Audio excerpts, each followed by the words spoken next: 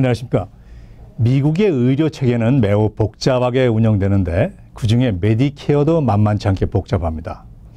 현재 메디케어를 갖고 계시거나 65세가 돼서 메디케어를 받으시려고 하는 분들께서 메디케어에 대한 정확한 지식을 갖고 계시면 도움이 되리라고 생각합니다. 일반적으로 메디케어는 65세가 되기 3개월 전부터 생일달을 지나서 3개월 내에 신청을 하시게 됩니다. 이 기간을 벗어나서 나중에 신청을 하면 벌금을 내야 합니다. 내가 상업용 의료보험을 갖고 있고 그 의료보험을 계속해서 사용하겠다 하면 파트 B의 신청을 유보할 수가 있고 유보되는 기간 동안 벌금은 해당되지 않습니다. 메디케어를 어떻게 이해하고 사용할 것인가? 오리지널 방법으로 내가 관리할 것인가? 아니면 다른 회사에 관리를 맡길 것인가? 이 두 가지의 큰 맥락을 근거로 메디케어의 전반에 대하여 살펴보기로 하겠습니다.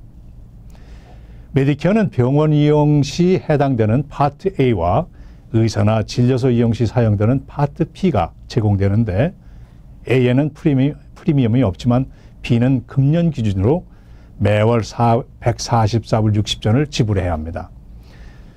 연수입이 87,000불 이상 109,000불이 이하면 58불 70전을 더 가산하여 한 달에 불이백이 202불 40전이 되고 수입이 증가함에 따라 프리미엄도 증가합니다. 파트 AB를 내가 직접 관리하는 경우 오리지널 메디케어라고 하고 여기에 약품을 구입할 때 보험이 필요하게 되는데 약품보험 즉 파트 D를 별도로 프리미엄을 지불하고 구입해야 합니다. 그런데 A, B, D만 있으면 모든 의료비용을 보험에서 지불하느냐? 그렇지 않습니다. 기본 기초공제 디덕터블이 있는데 금년도 파트 B의 디덕터블 금액은 198불입니다. 파트 A의 경우 이번 시 디덕터블이 1,408불입니다. 디덕터블이 다 지불해서 다 끝나고 나면 발생하는 의료비용 중에서 파트 B가 80%를 지불하고 본인은 20%를 감당합니다. 파트 A의 경우 디덕터블을 다 지불하고 나서도 서비스에 따라서 코페이를 감당해야 하고 의료기기를 구입할 시 20%는 내가 지불해야 합니다. 이러한 디덕터블, 코페이 등 복잡하게 청구되는 비용을 대신 처리해주는 프로그램으로 메디케어 서플리멘트, 다른 용어로는 메디캡 플랜들이 있습니다. 그러나 이 플랜들을 구입할 때 프리미엄을 또 내야 합니다. 사는 지역과 연령 등에 따라서 차등이 있지만 월 프리미엄이 145불에서 175불을 생각하시고 본인에게 적절한 플랜을 선택할 수 있습니다. 플랜 C, F, G, N 등 다양하게 제공되고 있습니다. 메디캡을 서비스하는 보험회사에서는 약품을 구입하는 파트 D 플랜을 함께 제공하기도 합니다. 파트 D 프리미엄은 월 평균 33불 정도인데 플랜의 종류와 본인의 수입에 따라 금액이 조금씩 달라집니다. 파트 AB를 신청할 때 D를 신청하지 아니하고 시간이 지나서 D를 신청하게 되면 한 달 매월의 1%라는 높은 페널티를 지불해야 합니다.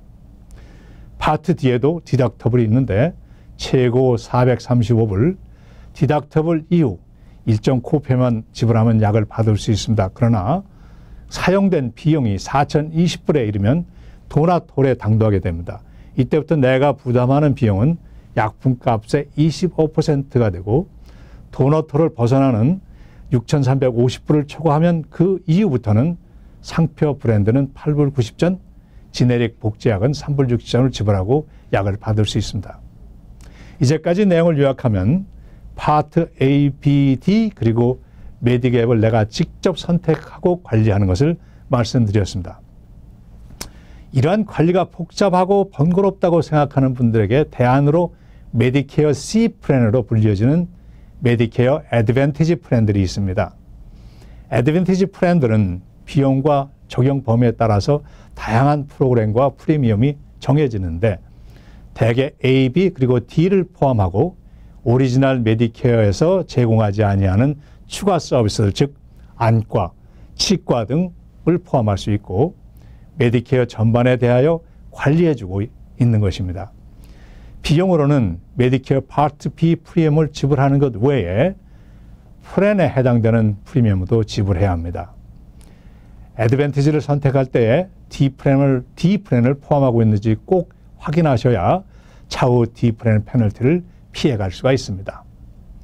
애드밴티지 플랜의 유형은 HMO라고 하는 네트워크로 운영하는 형태가 있고 PPO라고 해서 특별 의료기구 및 의사 선택의 편리성을 가미한 형태가 있고 본인 부담 성격의 PFFS, 특수한 의료 서비스를 강조하는 S&P, 의료 절약 계정인 MSA 등이 있습니다. HMO는 메디케어 파트 B 프리미엄 외에 보험을 구입하는 추가 프리미엄이 저렴하지만 네트워크 내에서만 의료 서비스를 받아야 한다는 그런 단점이 있습니다. PPO의 경우 네트워크 외의 의사를 선택할 수 있지만 본인이 부담하는 비용이 많아지게 됩니다. 어떤 플랜이 내게 합당한 것인지 medicare.gov/plan-compare 라는 그 사이트라서 알아보시거나 한인사회 내 메디케어 전문인과 상의하셔서 최대한의 보호를 받을 수 있도록 하시기를 원합니다. 메디케어 플랜이나 내역을 변경하는 기간도 10월 15일에서 12월 7일로 제한되어 있고 애드밴티지 플랜의 변경 또한 1월 1일부터 3월 30일로 제한되어 있는데 이러한 시기를 알고 계시는 것도 도움이 되리라고 생각합니다. 안녕히 계십시오.